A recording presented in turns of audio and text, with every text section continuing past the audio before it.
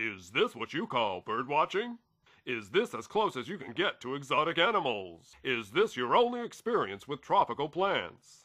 You need to get far, far away with Far, Far Away Nature Tours. Travel to exotic locations and see fantastic animals. Stay at a premium tropical resort. So posh and luxurious, you'll forget about your carbon footprint. Maybe you should get out more. You need to get far, far away.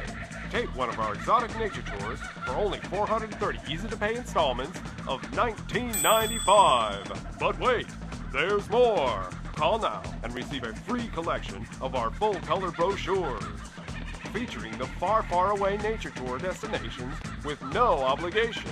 Call 1999-FAR-AWAY. That's 1999.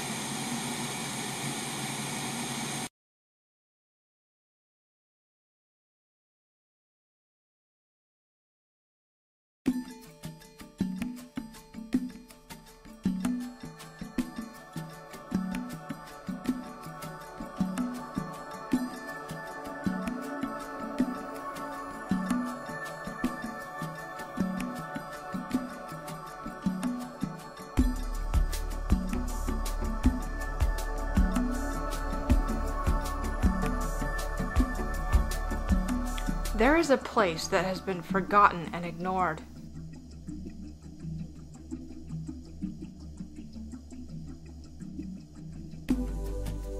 But not for lack of beauty or grace.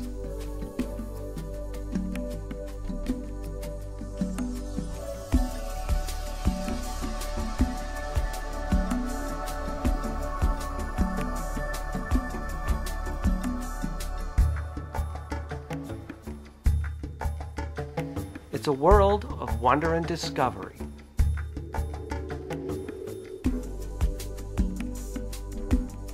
It's a place where nature flourishes.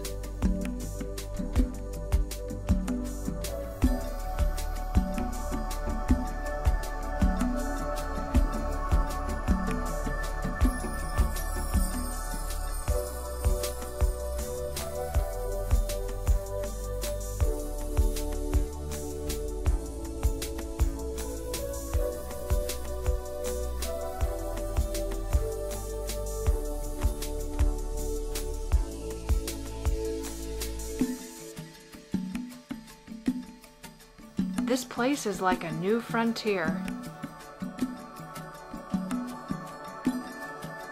Paradoxically, it's the place where we live.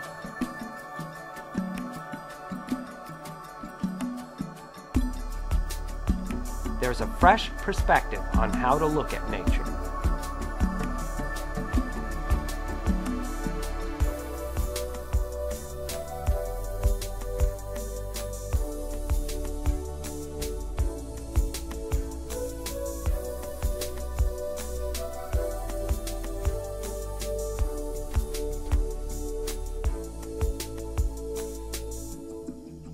Welcome to the nearby world seldom seen. We're taking you on a Mid-Valley safari.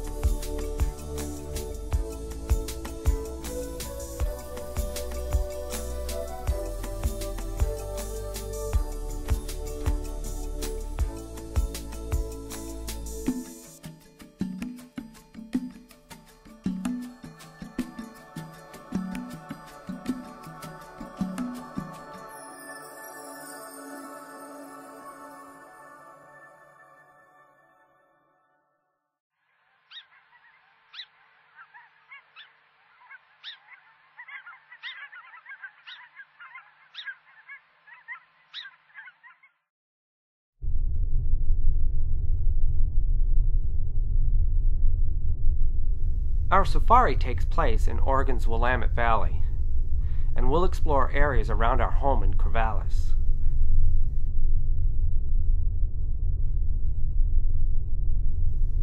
Every plant, bird, insect, and mammal you will see are our neighbors. By traveling near our home, our transportation budget was modest, and often human-powered.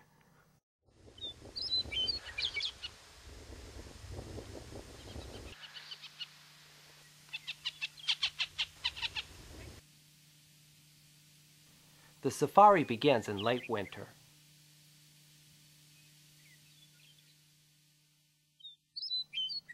A great blue heron hunts in a field. In winter, rodents in a field may be easier to catch than fish in a marsh. These great egrets are hunting for rodents too. Our area is full of life during the winter. The Willamette Valley is the winter range for thousands of geese and other waterfowl. Due to the long rainy season, low-lying areas become inundated. In this safari, we'll look into things that may otherwise go unnoticed, as well as the most charismatic of animals and plants. This may look like a mere puddle, but it's a special kind of watery habitat, and these ducks are finding plenty of food here. In the nearby grass, this secretive Wilson snipe looks for a meal.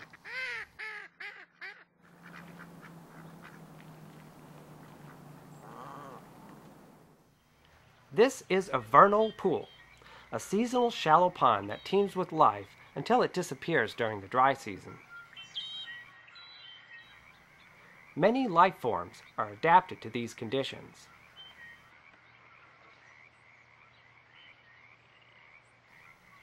There are tiny crustaceans like these copepods, and these are ostracods.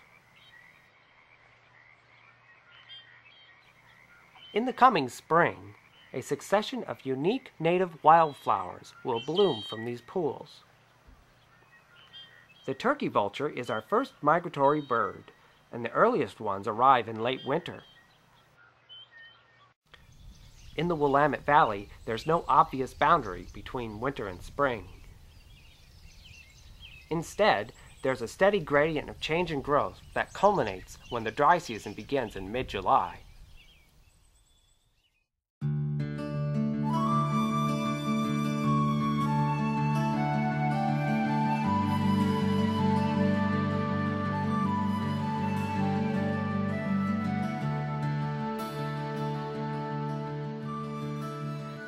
In the spring, I eagerly await the arrival of migrating birds.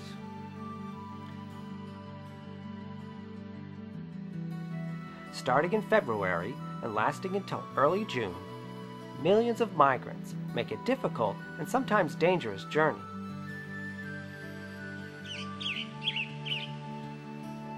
For instance, this tree swallow has had a fantastic voyage.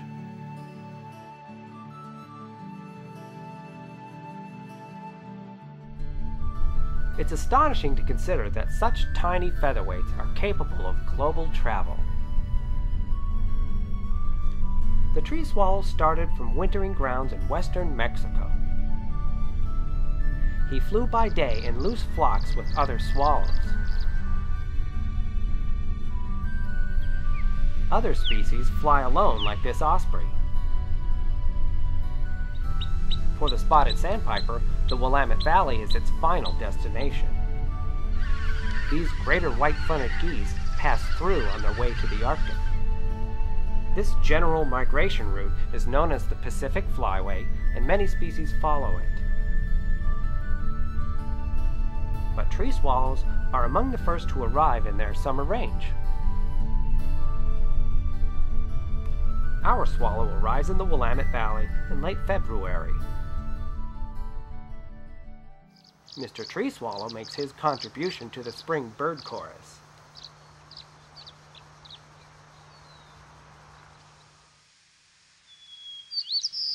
Before the majority of migrants arrive, the resident birds have already begun to sing.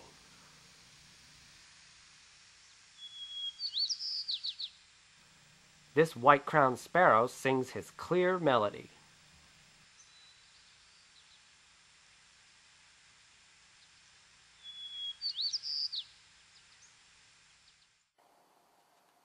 Out on the prairie, western meadowlarks are famous for their liquid song.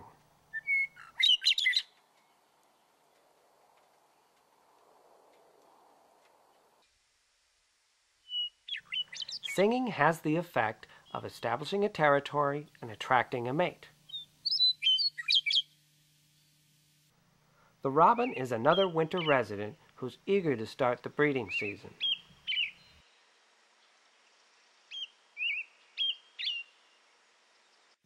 The leisurely bunting arrives in early May.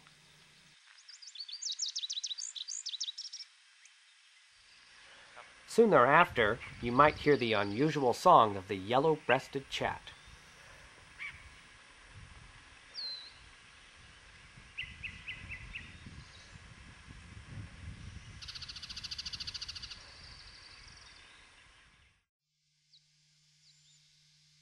The orange-crowned warbler has a simple and cheerful song.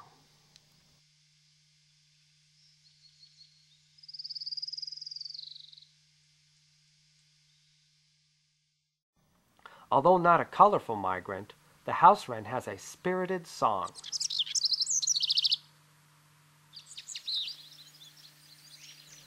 A few migrant songbirds spend the winter and leave in the spring.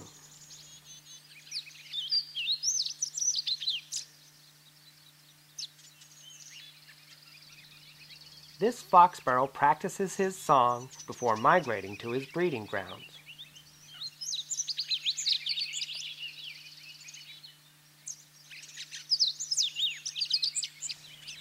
The dawn chorus seems to add a magical component to any spring landscape.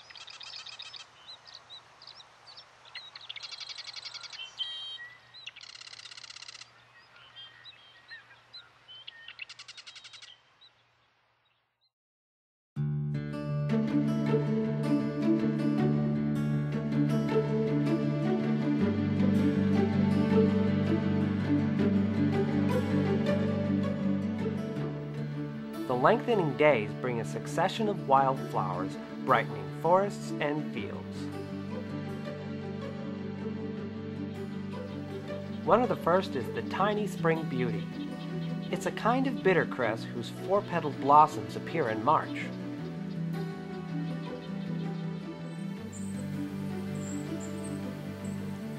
By April, the forests are spangled with beautiful western trilliums.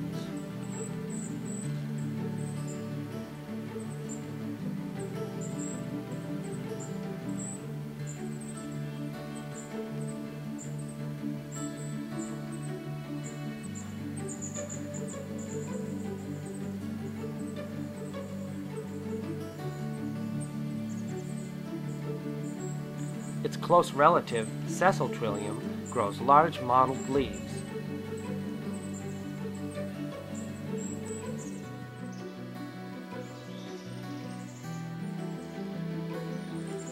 Flowers offer more than just a pretty picture. They attract pollinators, which are a pleasure to watch.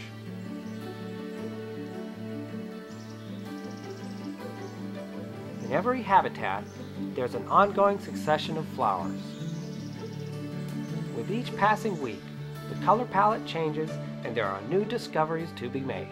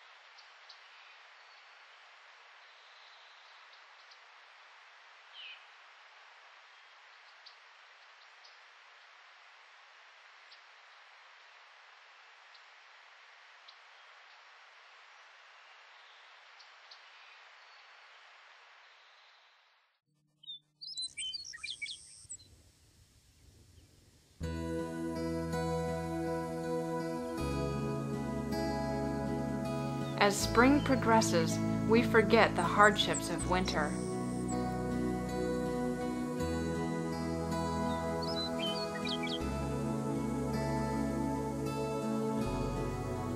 But some, like this elk, will not see the return of the prairie flowers. Winter has claimed another victim.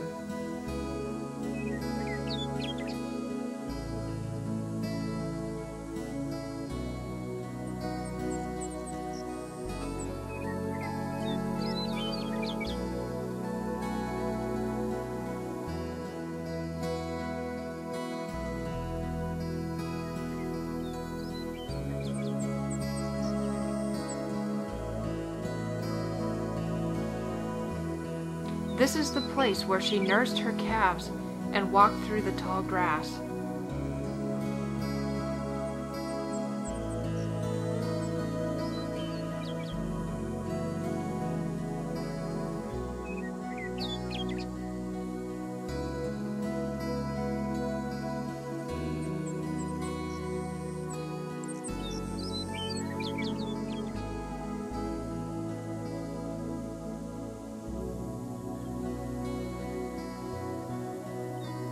Now, as she decays, she nourishes the plants that she once grazed.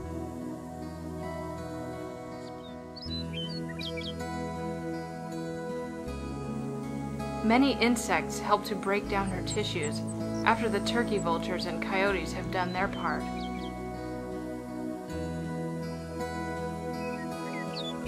In her death, she gives life to others.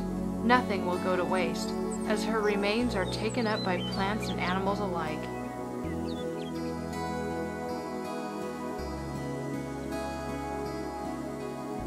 On the prairie, there is a constant cycle of life and death.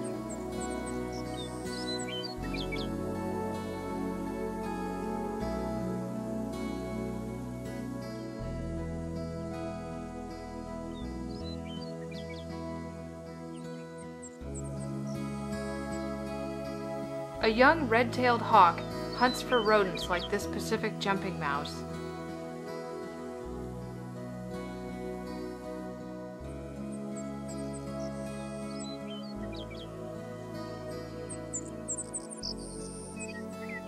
While many birds are getting ready to start their families, like this savanna sparrow.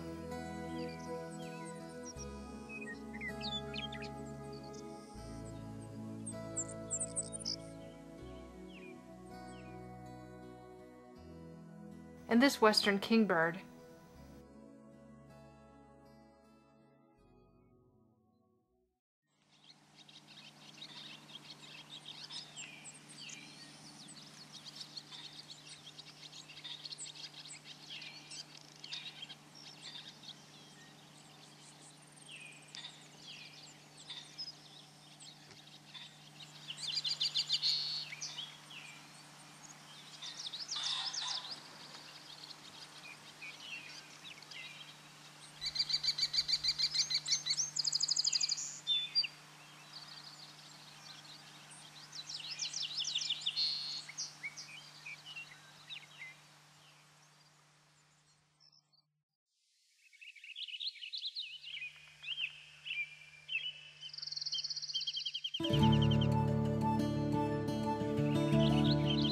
One of the most wonderful times of the year is the peak of spring, with summer fast approaching.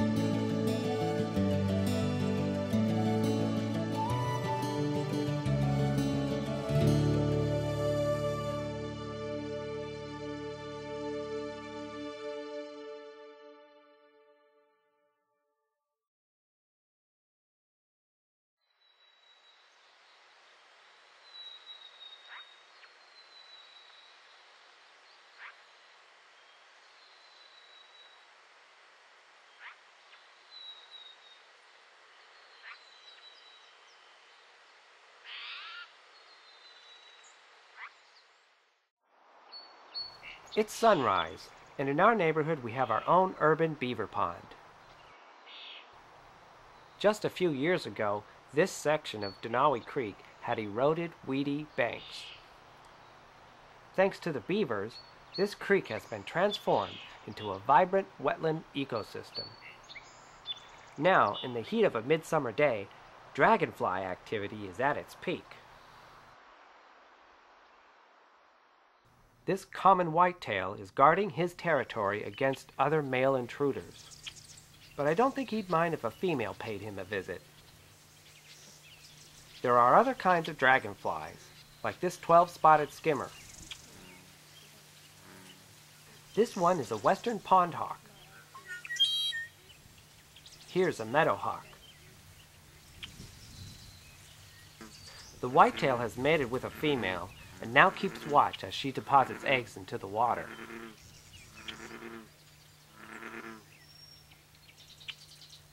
These striped meadowhawks perform a graceful mating dance near the water's edge.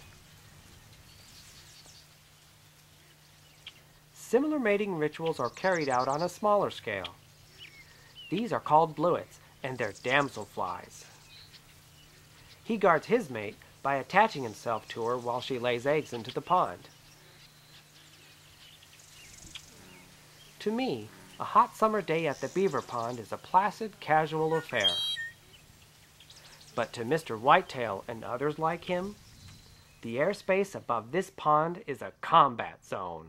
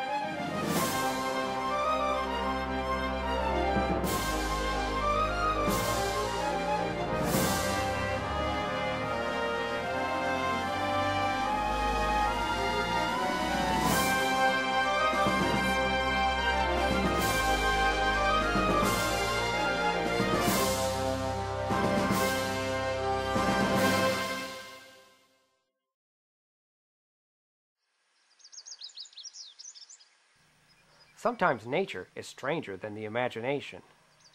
There's a mysterious story associated with the Oregon white oak. In late summer, this peculiar transformation is apparent on some of the oaks.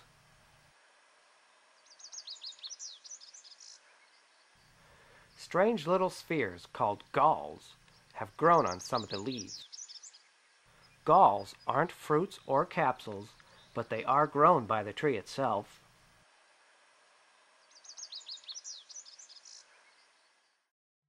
To discover the origin of galls, we have to go back to springtime.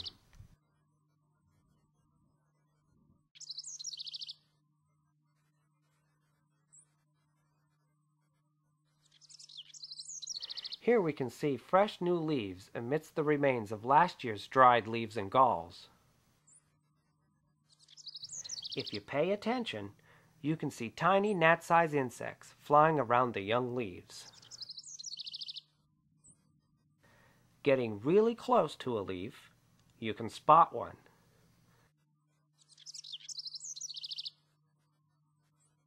This tiny insect is a gall wasp, and she's laying an egg into the leaf.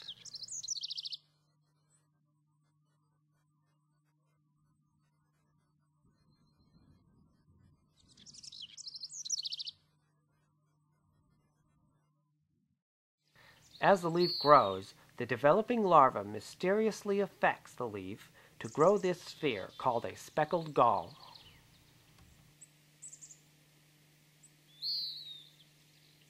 The gall protects the developing larva and provides it with food.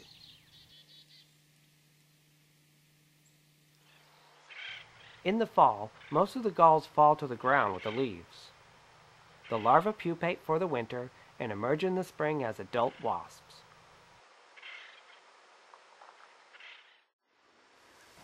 There are many healthy oak trees that grow galls, but there's no harm to the oak trees either.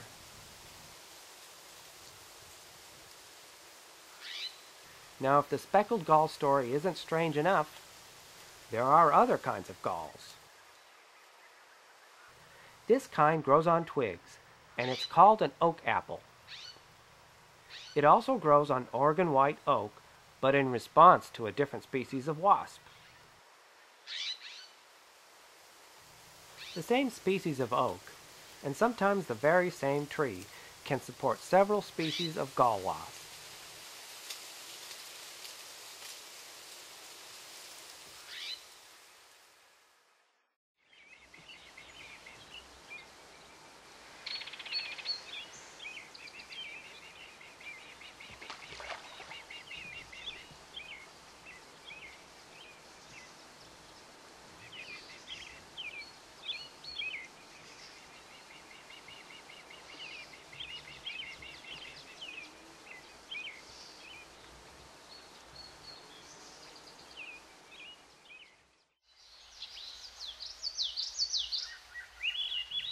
The mid-morning sun soaks and warms the air.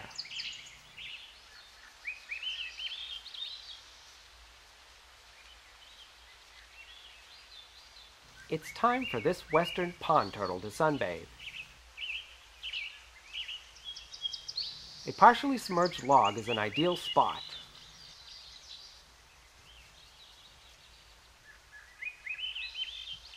Other turtles have the same idea, but competition leads to the occasional mishap.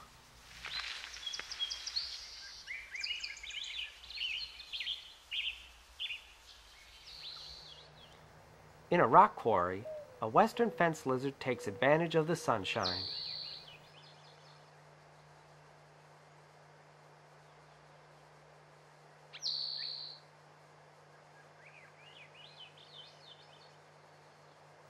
On the warm rocks, fence lizards can warm their bodies and fill their bellies.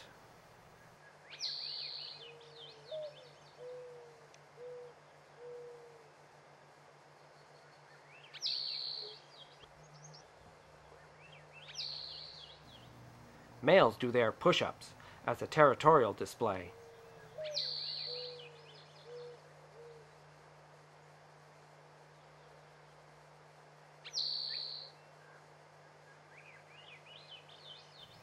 It may look charming or silly, but I assure you that the lizards are quite earnest in their efforts.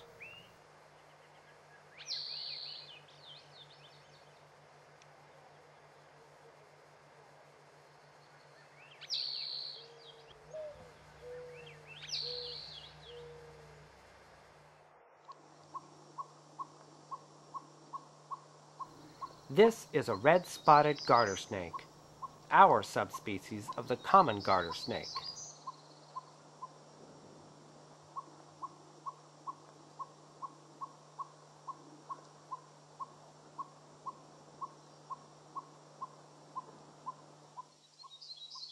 The reddish-orange spots and orange head are characteristic of the red-spotted garter snake.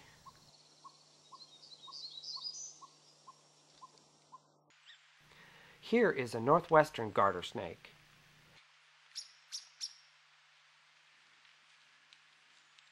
Its color may be more subtle, but it has a beautiful, intricate pattern.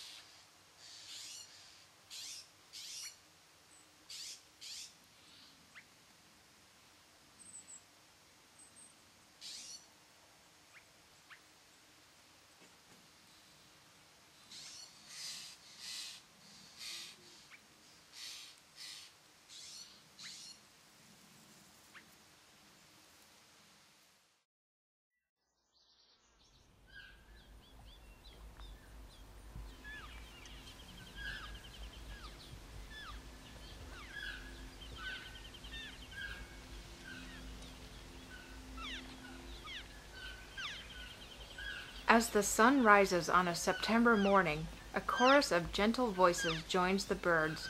It's the conversation of our largest wild neighbor, the Roosevelt elk.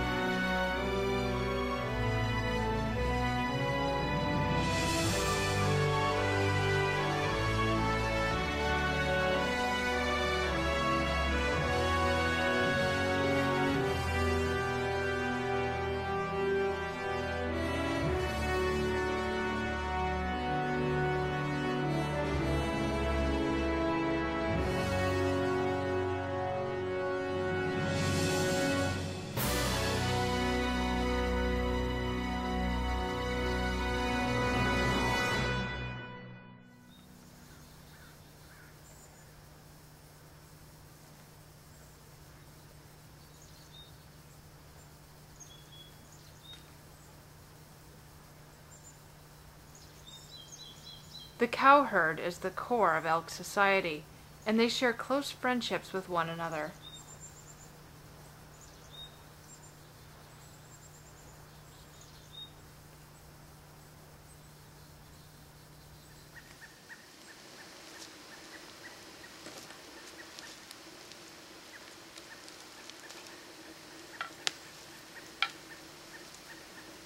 And the hidden camera shows that, for most of the year, bulls can be friendly as well.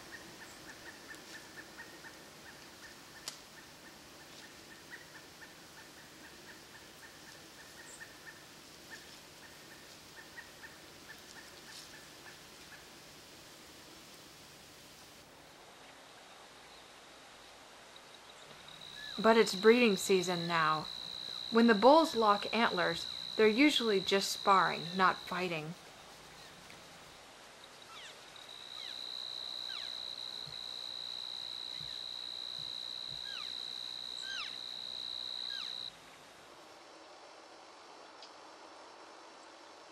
This bull feels excited about the breeding season, but as a young bull with smaller antlers, he might not attract any cows this year.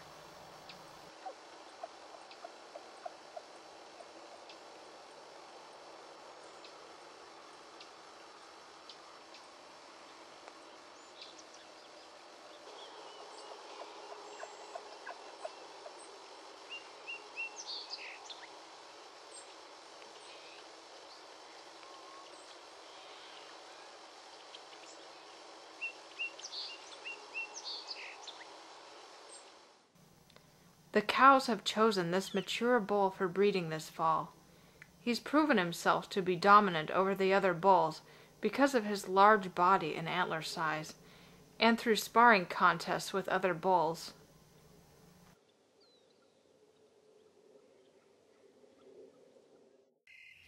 Younger bulls have to seek opportunities to mate where the big herd bull won't notice. This cow is an estrus, but she wants to avoid this persistent young bull.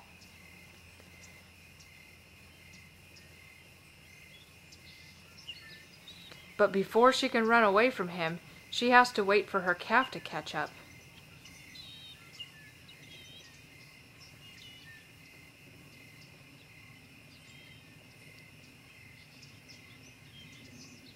The cow and calf break away, and they head for the main herd.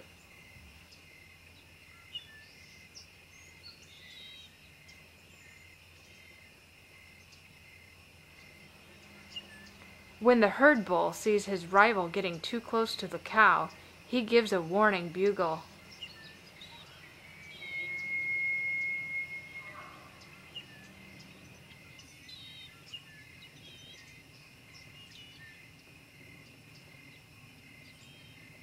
Later, he charges at the young bull to drive him away.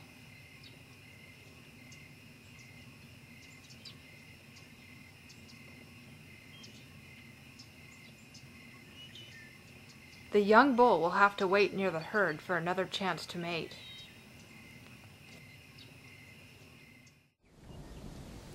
Sometimes a young bull finds a willing cow when the herd bull isn't looking.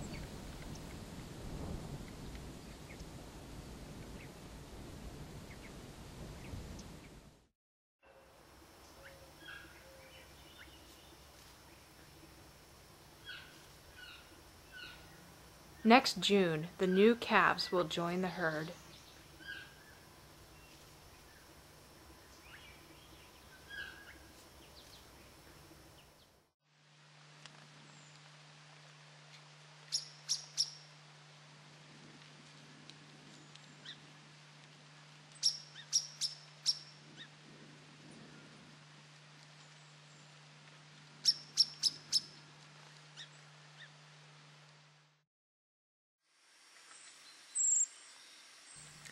In September, days are getting shorter.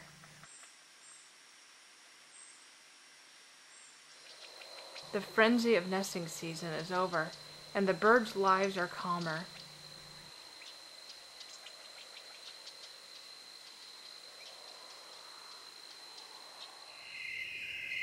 The days may be quiet, but nighttime is another world. Just a few birds are active, but it's prime time for mammals.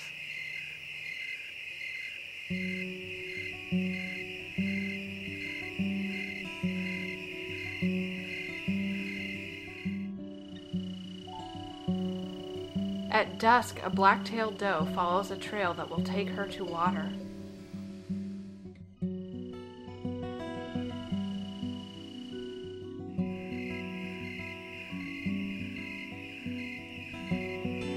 Later, other deer eat fallen apples or eat plants as they walk familiar woodland paths.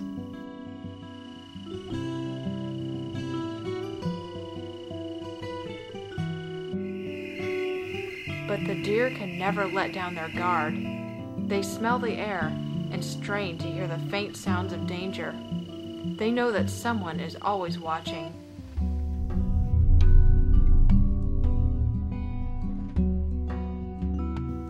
This hunter leaves ominous signs.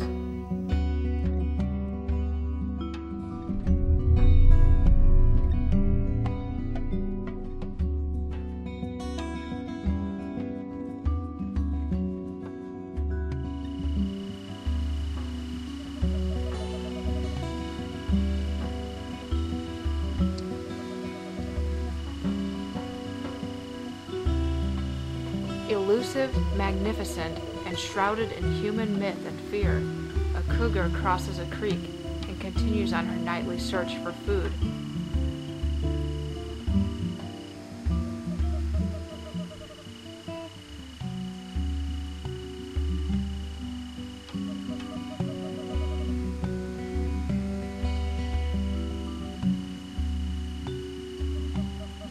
She's not alone in her nocturnal habits.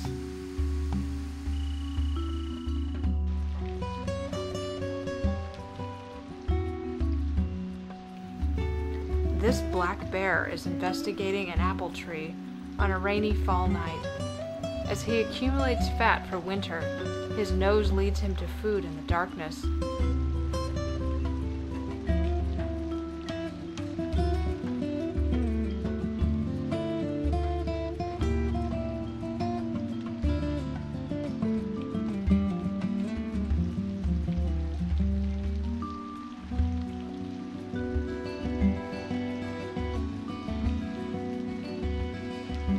He can smell the apples high in the tree and hopes to knock some down.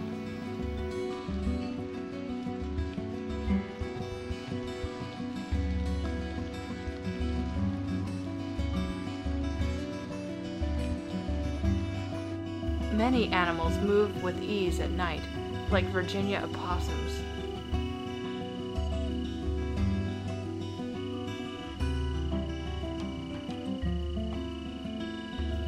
Elk calves follow their mothers.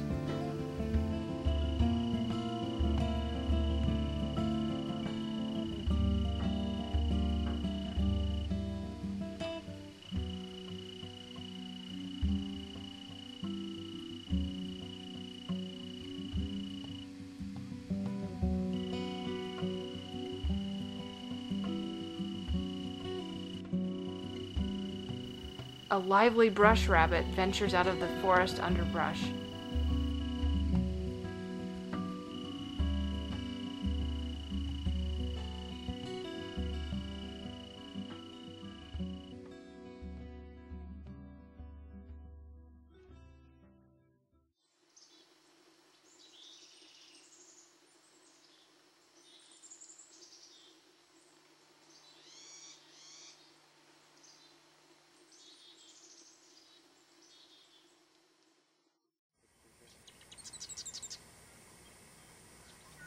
At summer's end, the marshes are drying.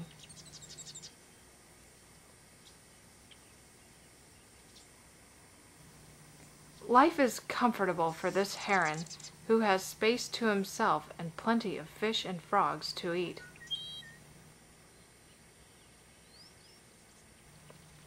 A few travelers are beginning to arrive from the north. This greater yellowlegs is flying from Alaska to Mexico and is just stopping to refuel for his long journey.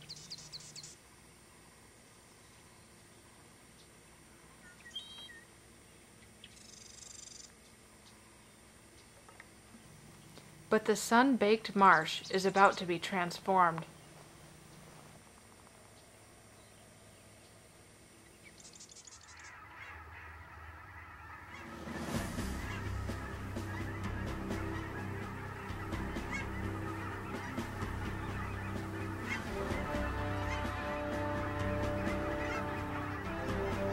The autumn equinox brings flocks of cackling and Canada geese, tens of thousands strong, from their far northern breeding grounds.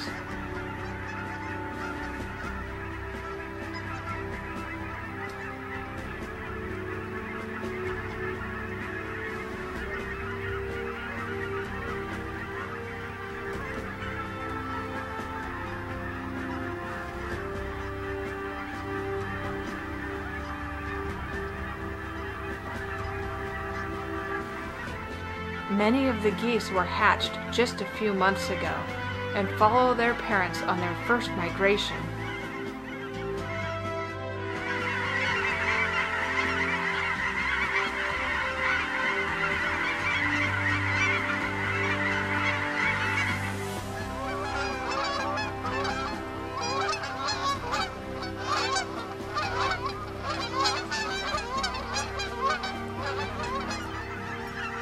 The families will stay in the valley until April, when once again the young geese will fly with their parents back to their traditional breeding areas.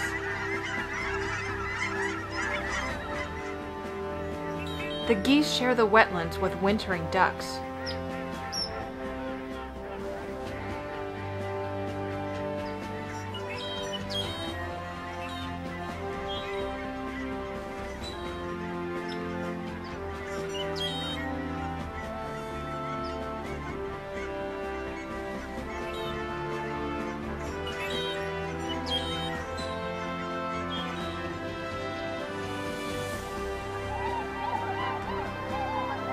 Hundreds of tundra swans will spend the winter here too.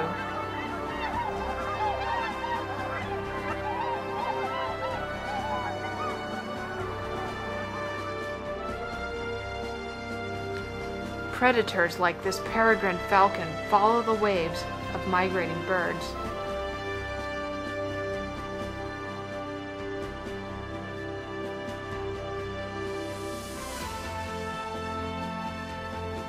Bald eagles harass the flocks, watching for the sick or injured.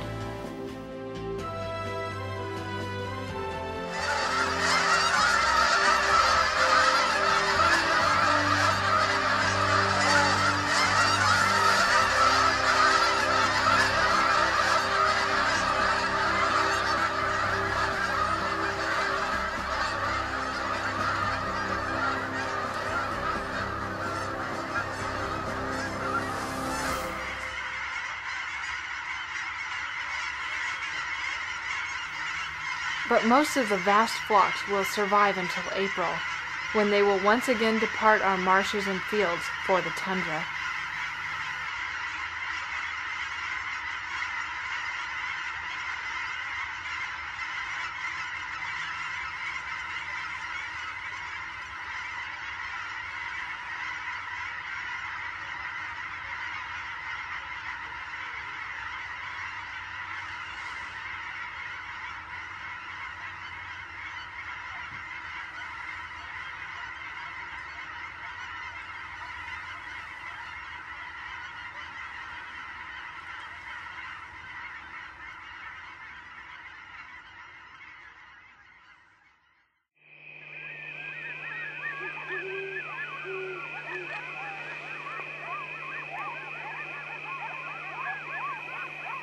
In the moonlight, a coyote family sings with crickets and owls.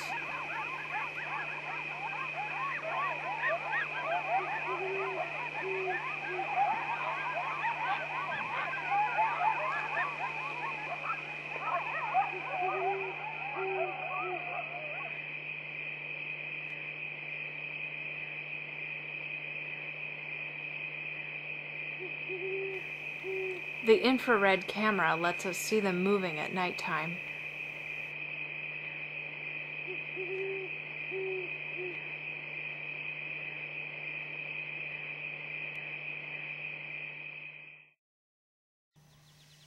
At daybreak, the coyote family plays.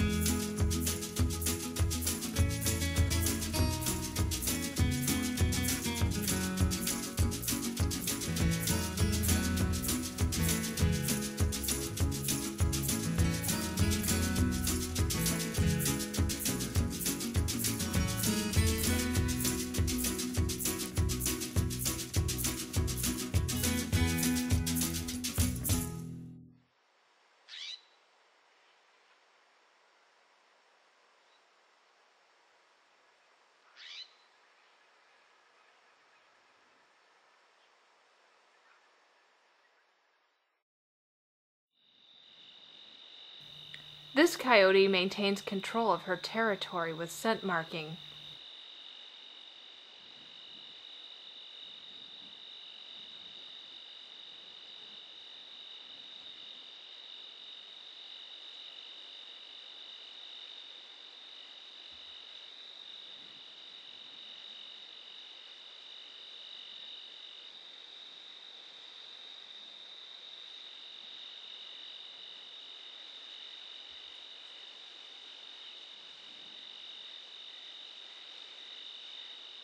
She settles down to overlook her domain.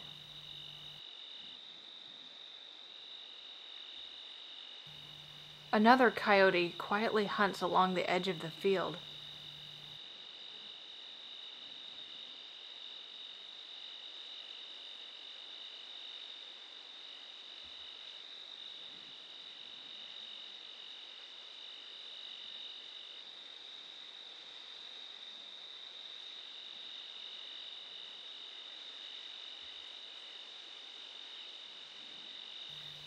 But this coyote is trespassing.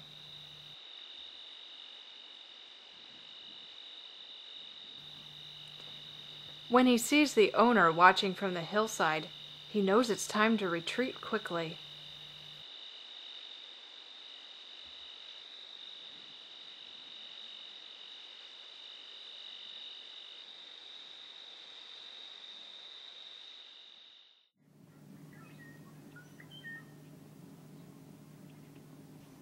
This coyote is catching voles.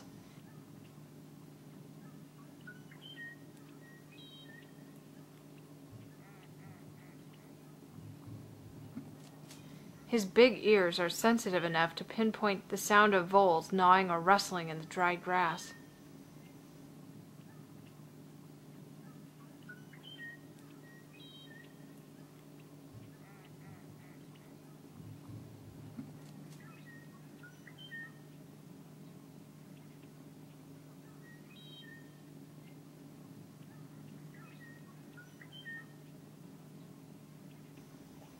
But sometimes coyotes go for bigger prey than voles, such as these geese who are grazing with elk.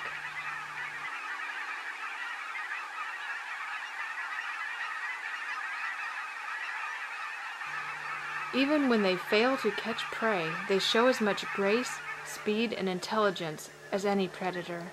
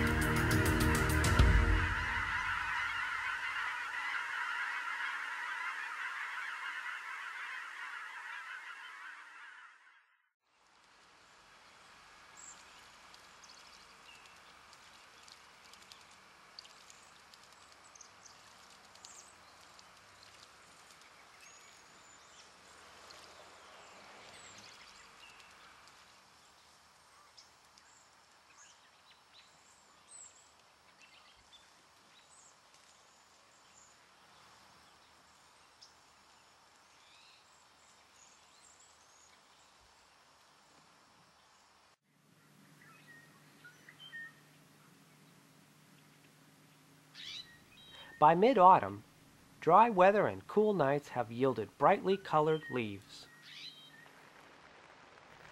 As the colors of autumn fade, the rainy season begins.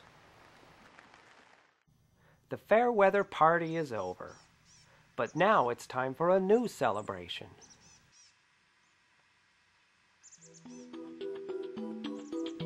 The forest floor awakens with color and growth, and mushrooms pop out from everywhere.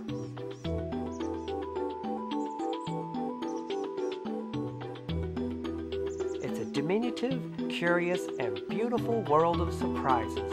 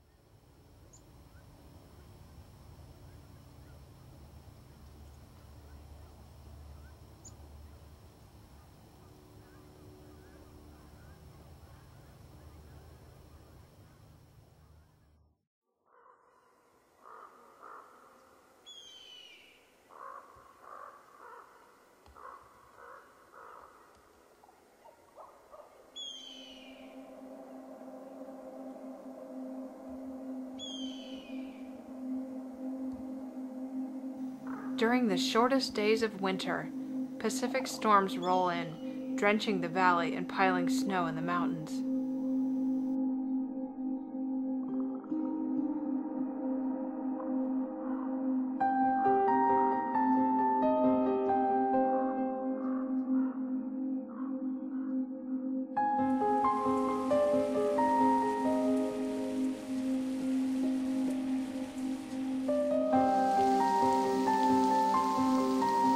Winter can be a difficult time, even in our mild climate.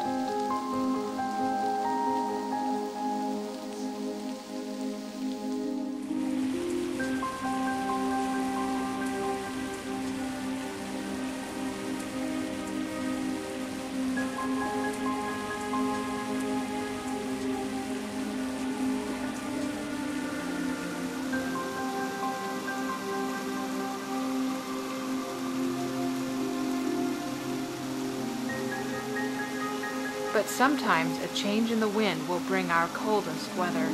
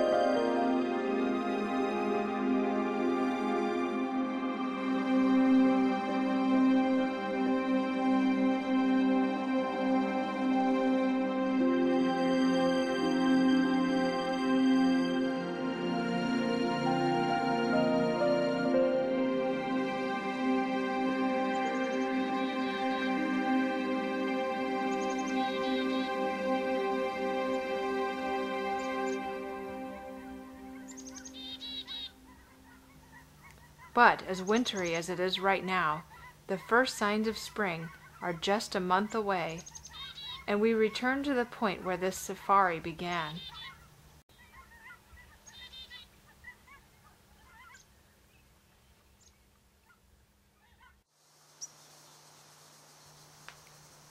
Whoever would have guessed that a visit with the neighbors would turn into a safari? These neighbors only need us to leave them some living space.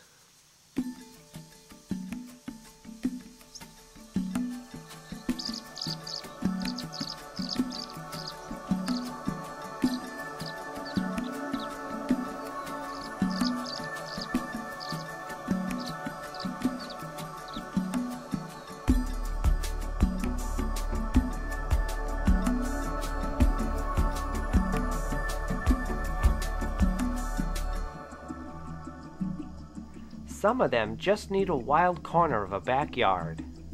Others like a hedgerow between fields. And some need room to roam.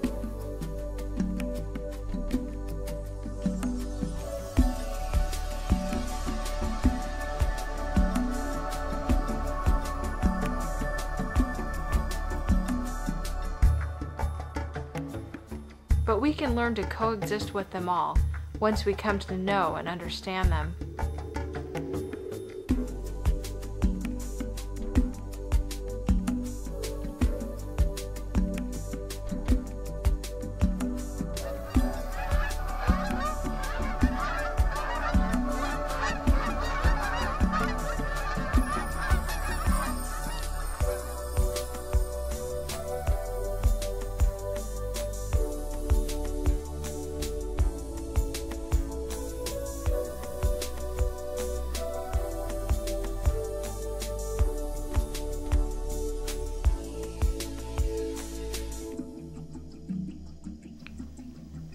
Each of our wild neighbors and special places we visited in this movie makes our home a most special and fascinating place, worthy of great care and protection.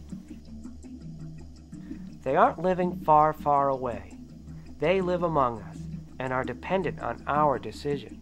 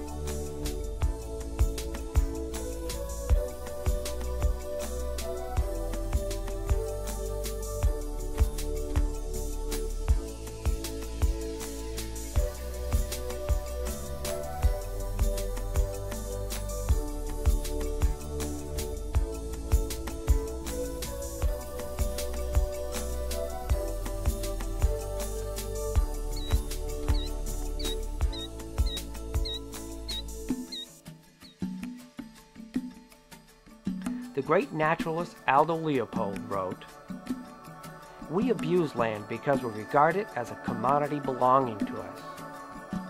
When we see land as a community to which we belong, we may begin to use it with love and respect."